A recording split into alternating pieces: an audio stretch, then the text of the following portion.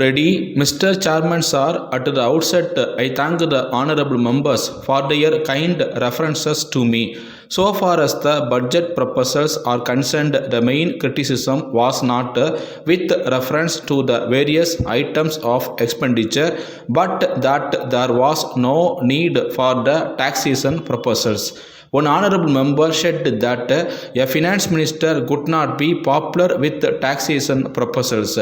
I am aware that fresh taxation will not be liked by the people. At the same time, it is not as if I do not have the desire to be popular. If I have brought forward taxation proposals, it is not with any sense of pleasure, but I have done it as a matter of duty. It would have been easy for me to carry on the year without any fresh taxation proposals. I have no doubt about it, but we have to take a decision with regard to the objective which this government should follow in course of time. If we have to implement the 5-year plan, it is necessary for us to increase the resources. It may be asked whether it is necessary to implement the plan. If this connection, we should remember that there are a large number of people who are starving in this country.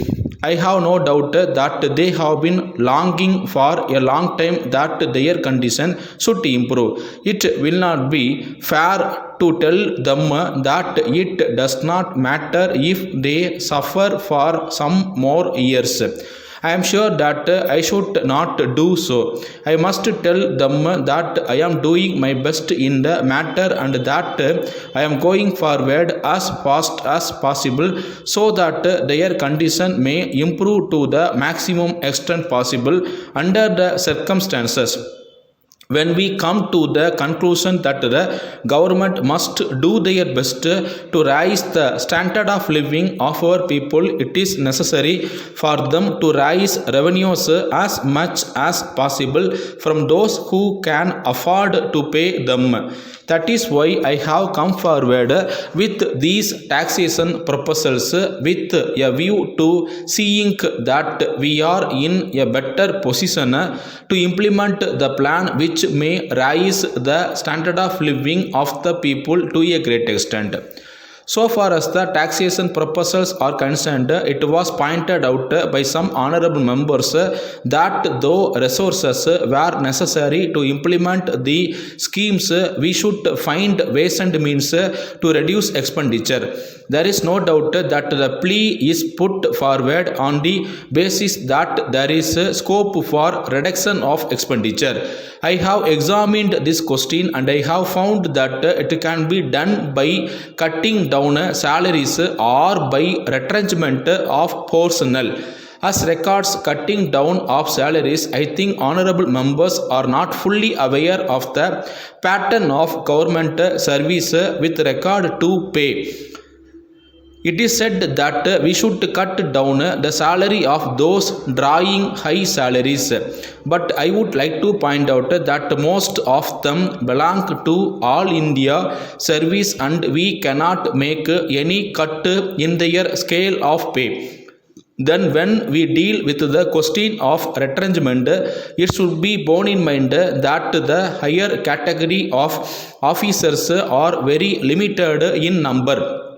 It is not as if we have not tried to retrench the personnel. As a matter of fact, I have combined many posts into one post and we have also reduced to the extent possible the number of men required for the administration of our state from time to time.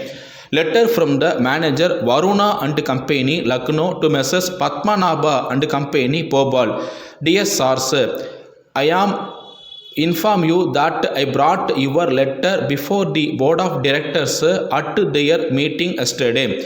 But after some discussion, they were obliged to postpone further consideration of the matter until the next meeting of the directors, which will be held towards the end of this month. In this connection, I think the directors will be glad if you set forth your proposals more fully than you have done in your letter. I have to point out that the first cost of the material is very low, but at the same time, the question of the additional cost of preparing it for sales and the additional expenditure which will have to be incurred in advertising, it will be taken into consideration by the directors. In the circumstances, if you give your estimate of the total expenditure that will have to be incurred for this purpose, it will certainly help them in coming to a decision. If you make an appointment for some day next week, I shall be glad to see you, and it is possible that I may be able to give you some further particulars in regard to the matter.